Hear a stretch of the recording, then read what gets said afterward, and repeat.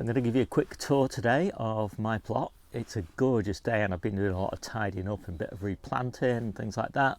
So I've got all the beds open, giving them a good airing. So let me show you around. So it's Saturday the 5th of January. It's a gorgeous day. Seems like a perfect day to give you a quick tour around the plot. So I'm going to start here with the carrots. So these are my winter and spring carrots, and it's about the time now where I'm going to cut all these tops off because I don't want them to grow anymore because they're nice big carrots, and I find that it just keeps everything a lot tidier, makes it a lot easier for me to see what's going on, reduces the slugs and all that sort of thing. So I'm looking forward to getting that done actually. And these are what's left of the winter carrots, and I'll be pleased to get these out because I want to get these beds prepared, ready for their spring plantings, and that makes it so much better, so much easier now to assess how many carrots I've got, how long they're going to last, what the quality is, get the beds weeded, and also create a lot of space now for interplanting the next follow-on crop. So really pleased to have got that done. And I've still got a lot of brassicas in the ground. So these are colettes at this end, and they will fill out a bit more. So they will fill out more like this, maybe even a bit bigger. I'll show you some that have grown a bit larger in a minute. But even so, they provide an amazing meal. So, there's a lot to pick on these stems, and we've got a lot of them. So we're kind of picking generally maybe 2 stems a week now, all the way through until mid-spring. We've got a few scrappy sprouts left. These aren't too bad. I don't mind actually leaving ones like this on the stems, because what happens is in spring these shoot out and you get loads of gorgeous little leaves. Really tender they are, and absolutely fantastic. And I've got these red sprouts. These probably won't grow much bigger than this, but they're just so gorgeous and sweet. So even though they're small, they are kind of perfectly formed. I think I've got about 10 of these plants. Absolutely gorgeous. And of course we've been eating the leaves all the way from about July, and so you get a double harvest really off these, and also the sprout tops as well, which you can see absolutely, I don't know, it just doesn't get better than that in my view. So this is my main collet bed, and you can see I've been picking them off the stems. I just love these. And this is what I really like to see, when they really thick up like this. So the stem is absolutely sort of crammed full of them. And, this is how they'll develop. This is one of the great things I think about colettes is when the sprouts are kind of fading, the colettes are kicking in.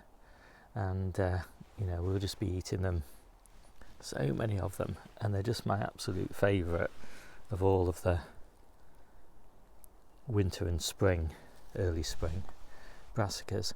And just like I said about the sprouts, if you leave some of these on the stems, they kind of send out flower sprouts and loads of leaves. So sort of in May time you'll find there's a big flush of leaves on here, which is just brilliant. So I've just finished harvesting my main leek bed, and one of the things that I always do, and every year I think this is crazy, it'll never work, because it just seems, like there's no space, there's not enough space for it, is to put leeks around the edges of the brassica bed. And in summer, when the brassica leaves are all down here, and then like knocking these leeks over, the leeks look just such a mess, they're just a real straggly, horrible mess. And I think, there's just no way I'm going to get a decent harvest off them. But now they just all come into their own, and you get these, they're just incredibly sweet and tender. they're gorgeous. Debbie, who's a bit of a connoisseur of leeks, a bit more so than I am, there's one going to seed there, she says that these are just so much better than big leeks, you know, and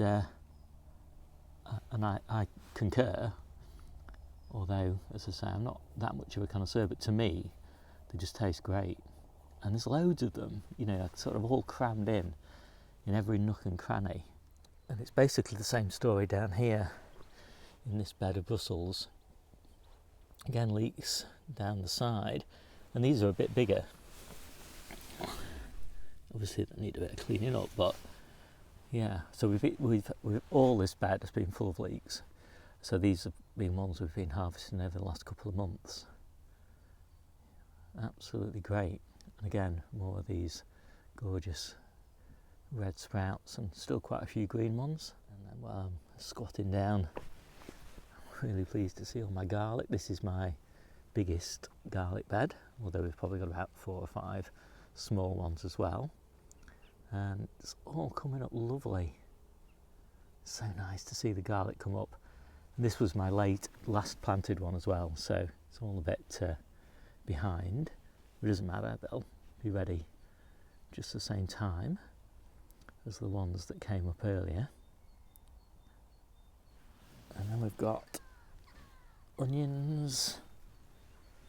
So these are all Japanese overwintering onions. I think these are Shenshu yellow, and these are tough ball, and then interplanted into the gaps like here and here. These are salad onions. So they look a bit straggly at the moment, but they'll recover no problem as soon as we get to spring. And then down there, these are all salad onions as well. And in here, these are all red onions and field beans. And the field beans will come out as soon as they start to get in the way of the red onions. But at the moment, the red onions are tiny.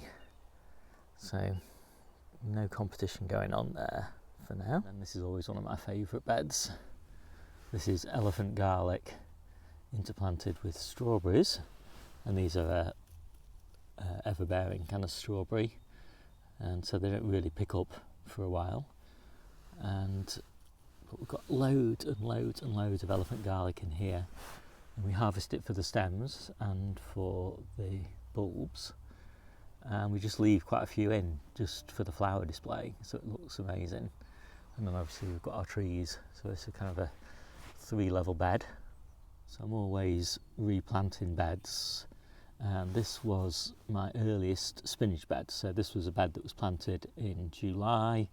We were harvesting it in August and September, and then in sort of the middle of October, something like that, I took that spinach out because it was going to seed, and put new spinach in, little tiny baby plants, which are still little tiny baby plants really, and some lettuces and some salad onions, and they're looking great, aren't they? I'm really pleased with them. So this gives me a nice succession of spinach because I've got plenty of big spinach, but this young spinach will last 2 or 3 weeks longer than the earlier plantings. It just makes it easier to get my February started spinach to maturity before all the overwintered stuff has gone to seed. And I've just cleared a bed of overwintered lettuce that got a bit damaged in the gales because the lid blew off. So I've planted new little winter density plants, and I've got some more spinach there. All these beds are interplanted with salad onions. So we've got another bed here of lettuces and salad onions, and these are just earlier successions. So you can see plants are a bit bigger, looking really nice. Always losing a few lettuces over winter, but I don't really care because these beds are all temporary beds. They all get replanted within a few weeks' time. So this is my asparagus bed, and the asparagus runs sort of down like that. So down the centre there, I put salad onions in again, new succession, which I haven't even sown yet. Or maybe I've got a few that I could put in, and I like that interplant because it allows, I don't let the asparagus grow on until about July, and of course the onions are all harvested by July, so they don't get in the way of each other. And I do put a bit of fleece down over the salad onions, and that also helps the asparagus to come a bit early. So I just showed you those, what I call the temporary lettuce beds, so the ones that just help us get through the sort of late January, February period and then get taken out. And so I don't care about them very much, whereas these beds I really care about, because these are the ones that we're going to be eating in March and April and maybe into May, and they are looking lovely. And so those were planted out in December. Much smaller plants, survive our kind of conditions a lot better being smaller, and really kickstart their growth in late February. Although right now we've got probably 2 weeks of really lovely kind of dry, warm, sunny weather, so they might actually grow pretty strongly during that period. I might be harvesting them in February. So you'll see I have quite a lot of spinach beds, and again that's really just to see us through the winter period, and then these beds start getting replaced with other veggies in sort of late February. But for now they're looking great. I actually harvested this bed last week and it's growing back again, and I've got another spinach bed. Again, this was harvested lightly last week, and again it's ready. There's a good few leaves to take off this one. I love this about spinach, you know, it grows so well under plastic, so much better than unprotected or under fleece. So this is also a spinach bed, although you can hardly see the spinach in it now. This was a bed that it was mainly for a crop in September and October, and I knew that I wouldn't really want it after that point because I'd have so much from my other beds. So I interplanted it with onions. So these are tough ball overwintering onions, really big. So these are probably going to be the ones we'll be harvesting in May. And I've just got some salad onions down there which we've almost finished harvesting. So that bed will get replanted in a couple of weeks' time, maybe even next week, probably with cauliflowers. And then this bed, as I say, will be harvested in May, and then that means this whole bed is then free to be replanted in sort of middle of May, peppers or something like that. And then we've got more salad onions in here, and all these beds are all interplanted with garlic. So you can see the garlics. And so this one is nearly finished, so we've been harvesting those salad onions. And again there's another spring onions with lots of little garlics just coming through.